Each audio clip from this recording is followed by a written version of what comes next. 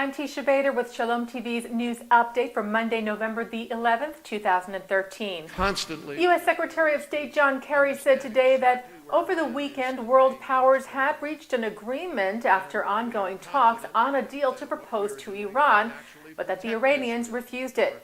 Kerry told reporters in Abu Dhabi today that the powers were unified on Saturday when we presented a proposal to the Iranians, and the French signed off on it, we signed off on it, and everybody agreed it was a fair proposal.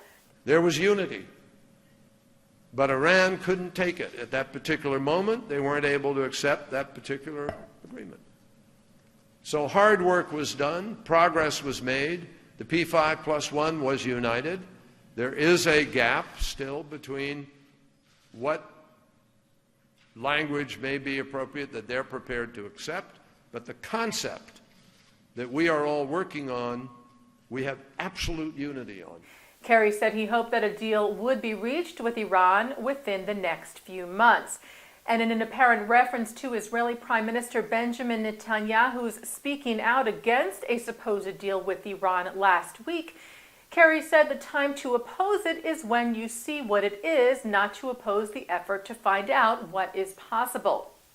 Kerry said the U.S. had been meeting with Israel regarding Iran and said the U.S. was confident that what they were doing would actually protect Israel and provide greater security, and added that President Obama would continue to defend his friends and allies in the region against any external attack.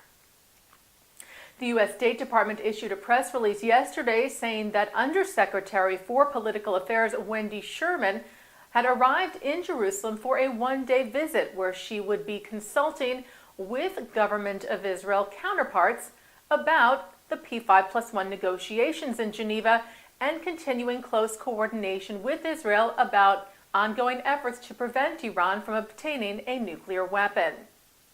And late Friday, the White House released a statement saying that Obama had called Netanyahu to discuss ongoing efforts to advance a peaceful resolution regarding Iran's nuclear program. The White House said that the president provided the prime minister with an update on negotiations in Geneva and underscored his strong commitment to preventing Iran from obtaining a nuclear weapon, which it said is the aim of the ongoing negotiations between the P5+1 powers and Iran. At the General Assembly of the Jewish Federations of North America in Jerusalem, U.S. Ambassador to Israel Dan Shapiro reiterated Secretary of State Kerry's sentiment when he addressed the GA today, where he said that the U.S. would not allow Iran to acquire a nuclear weapon and that on this crucial issue, the U.S. and Israel share an identical agenda. Israeli Prime Minister Netanyahu had addressed the GA yesterday, where he once again warned over a possible deal with Iran. Netanyahu said the Iranians had only come to negotiate in Geneva because of the pressure and impact of sanctions against them, and that any easing in sanctions in exchange for what he called meaningless and minor concessions would lead to disaster. Meanwhile, the Associated Press reports that Iran did agree to allow expanded UN monitoring at the country's nuclear sites, including at a new reactor. Iran State TV reported that the agreement was made during talks in Tehran over the weekend with the UN nuclear chief, as part of a parallel initiative to the negotiations in Geneva, which are set to resume on November the 20th. And Israeli President Shimon Peres also addressed the GA, where he reaffirmed the commitment between Israel and the U.S. on the Iran issue. Peres said Obama committed himself not to permit the Iranians to become a nuclear power, not just for the sake of Israel, but for the sake of humanity. Peres also addressed the status of peace talks with the Palestinians, saying that negotiations are extremely difficult, but that is their nature. Peres said we are negotiating not because we agree, but because we disagree. He said the purpose of negotiations was to convert disagreement into agreement and enemies to friends and to eliminate prejudices. Peres warned of the alternative to no peace, saying we cannot be a Jewish state without having a Jewish majority. And on the same topic, Peres spoke yesterday at a memorial service for his mentor, David Ben-Gurion, on the 40th anniversary of the founding prime minister's passing. Peres spoke of Ben-Gurion's legacy of safeguarding the security of Israel's citizens by pushing for peace with its country's neighbors. Peres said, "We are grateful to history for placing a man like him at the crossroads of the most important and difficult decisions of our people's history for 2,000 years.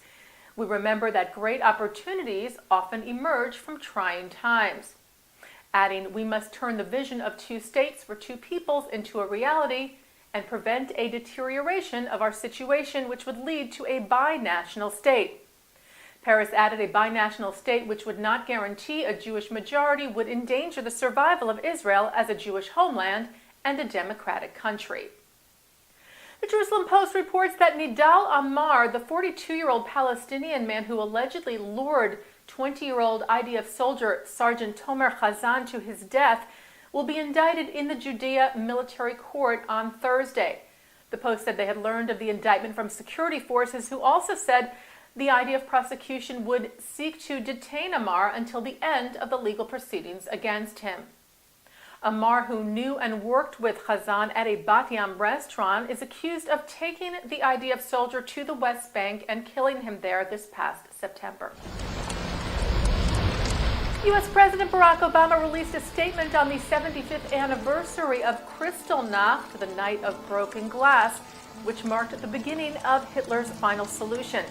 The president said the events, which took place across Germany and Austria on November the 9th and the 10th of 1938, had now signified the tragic consequences of silence in the face of unmitigated hatred. Obama said, "As we mark this anniversary, let us act in keeping with the lessons of that dark night by speaking out against anti-Semitism and intolerance, standing up to indifference, and recommitting ourselves to combating prejudice and persecution wherever it exists." The president added, "In doing so, we honor the memories of those killed and reaffirm that timeless call, never again."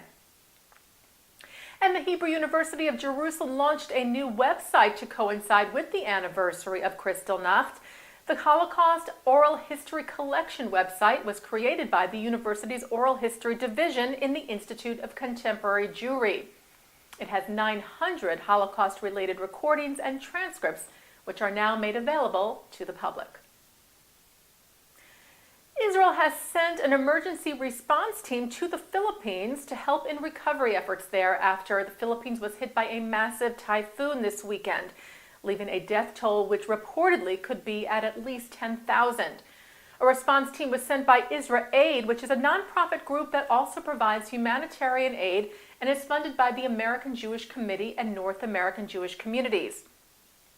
A team of medical professionals and trauma and relief specialists arrived in the Philippines today, and a larger team is expected to arrive by the end of the week. Funds are also being collected for the victims of the disaster by the American Jewish Joint Distribution Committee in conjunction with the Jewish Federations of North America. And Israel's foreign ministry announced that Israel also sent a search and rescue team to the Philippines. Those members have experience in searching damaged buildings. They'll also be sending a medical team, a 6-member advance team, 4 people from the IDF Homefront Command, and 2 from the Foreign Ministry left last night to evaluate what is needed on the ground in the Philippines before Israel sends a larger mission to the devastated area. Well, that's just a 20th century feminist creation. And tonight on Shalom TV at 8 p.m., Her Story takes a look at women in Catholicism and Judaism from ancient times to the present, with religious studies professors Dr. Ellen Umansky of Fairfield University and Dr. Janine Hill-Fletcher of Fordham. Then on L'chaim at 9, Mark Golub is joined by the leaders of B'nai B'rith International. President Alan Jacobs and Executive Vice President Daniel Mariashin discuss the incredible work and legacy of their organization on the occasion of its 170th anniversary. That is followed by an interview with Professor Alfred Tauber, Professor Emeritus of Boston University and recently appointed Chairman of the Board of Governors at Haifa University. That's tonight on Shalom TV and ShalomTV.com. And that's Shalom TV's news update for Monday, November the 11th, 2013. I'm Teisha Bader.